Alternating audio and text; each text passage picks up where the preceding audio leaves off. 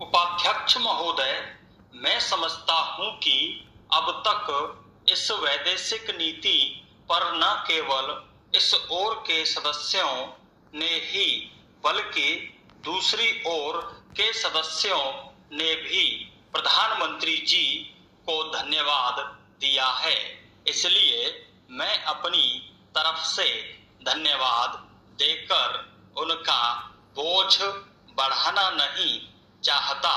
इसमें कोई संदेह नहीं कि इस सदन के सभी सदस्य, चाहे वे किसी भी पार्टी से संबंध रखते हों, इस बात से पूरे सहमत हैं कि हमारी विदेश नीति ने संसार में हमारा सिर ऊंचा उठा दिया है। हमने पंचशील के सिद्धांत को संसार के सामने रखा है। यदि हम उसके आधारभूत सिद्धांत पर दृष्टिपात करें तो हमको पता चलता है कि हमने संसार में एक जो सबसे बड़ा काम किया है वह यह है कि हमने तनाव को कम करने का प्रयत्न किया है। जिस समय हमने नई नई स्वतंत्रता प्राप्त की तो हमारे सामने बहुत से प्रश्न थे। उनके साथ ही हमारे दो बड़े गुट थे जो कि एटम बम और दूसरे बम लिए हुए हमको चुनौती दे रहे थे कि अगर हमने उनमें से किसी एक गुट में सम्मिलित नहीं हुए तो हमको बड़ी कठिनाई होगी। उस समय भी हमारे प्रधानमंत्री ने हमारे देश की वैदेशिक नीति को इसी स्तर पर रखा जिसके कारण आज हम संसार में अपना सिर ऊंचा उठा सकते हैं। हमने जो संसार के सामने पंचशील के सिद्धांत को रखा उसका सबसे बड़ा फल यह हुआ कि एक सम्मेलन हुआ जिसकी ओर मैं आपका ध्यान दिलाना चाहता हूँ।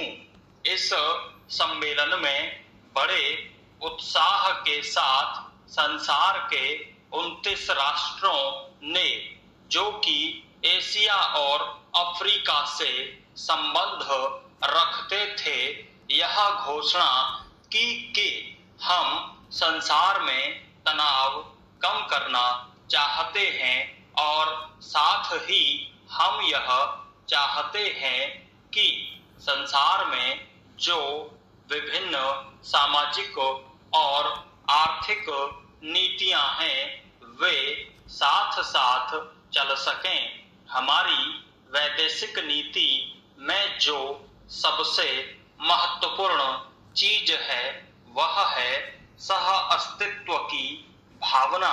उसी भावना के फल स्वरूप हम देखते हैं कि आज कोरिया का युद्ध नहीं हुआ जो कि एक तीसरे विश्व युद्ध के रूप में परिवर्तित हो सकता है।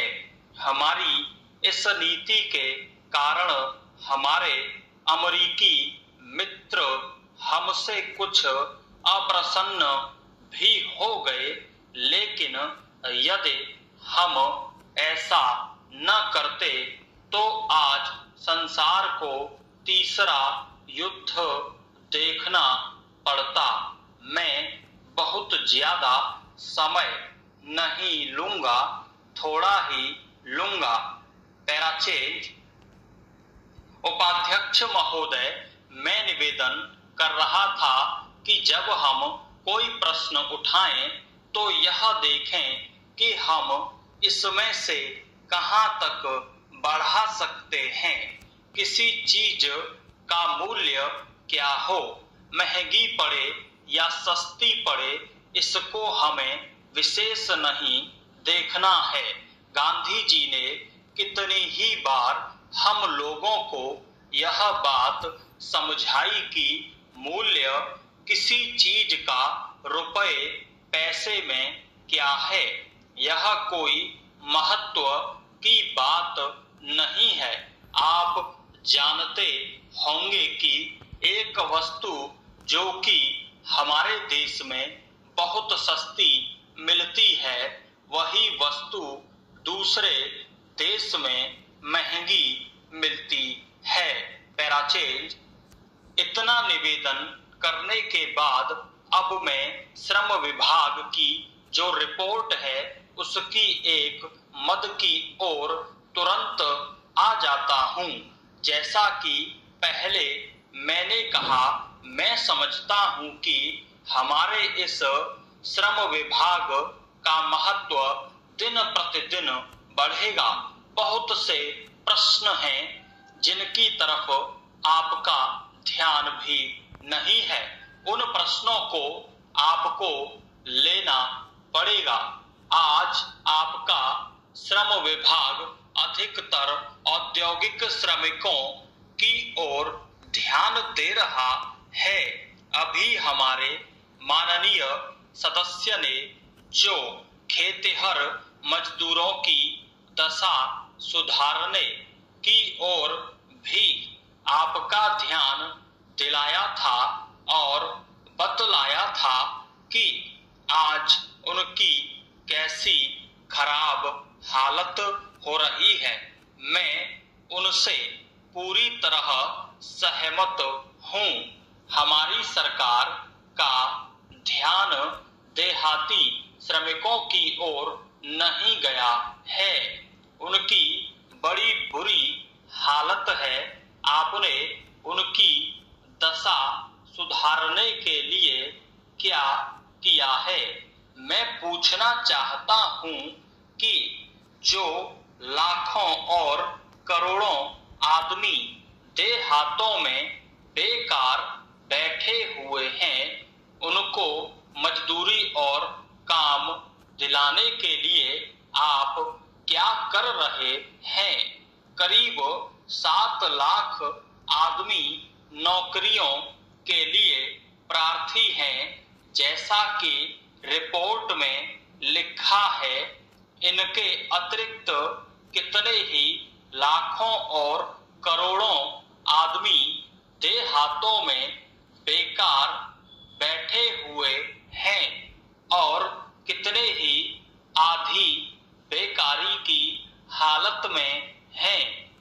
और श्रम विभाग उन बेकारों और आधी बेकारी वालों की संख्या पता लगाने में असमर्थ है। उनकी संख्या हमको कहीं नहीं मिलती है। मेरा निवेदन यह है कि हमारे देश में बेकारी बहुत अधिक है। जितना अधिक हम बेकारी को दूर कर सकें, उतना ही अधिक हम अपने देश और समाज को सुखी बनाएंगे। इस कार्य में आपका और आपके विभाग का दायित्व बहुत अधिक है। जो भी नया काम आरंभ होता है, उसका दायित्व श्रम विभाग